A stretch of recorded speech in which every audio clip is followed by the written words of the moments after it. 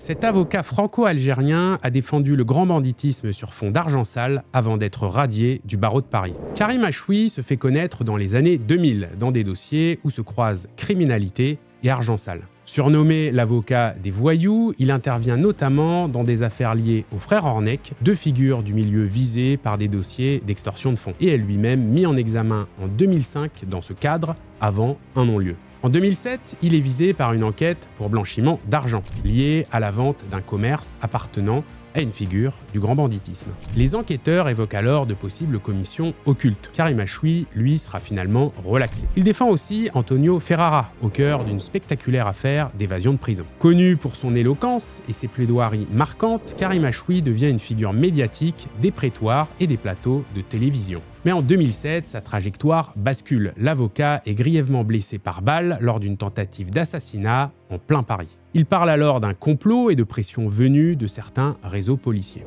S'enchaînent ensuite pour lui les affaires judiciaires. Condamné en 2008 dans un dossier lié au banditisme, il est finalement acquitté en appel en 2010. Mais sa réputation, elle, est déjà durablement abîmée. Radié du barreau de Paris en 2015 pour des manquements déontologiques, Karim Achoui poursuit malgré tout son activité à l'étranger, notamment en Algérie où il est réadmis en tant qu'avocat. Depuis, son parcours reste marqué par les procédures, les polémiques et les retours successifs devant la justice. Un parcours où se mêlent argent, soupçons de circuits financiers opaques et affaires criminelles à haute intensité.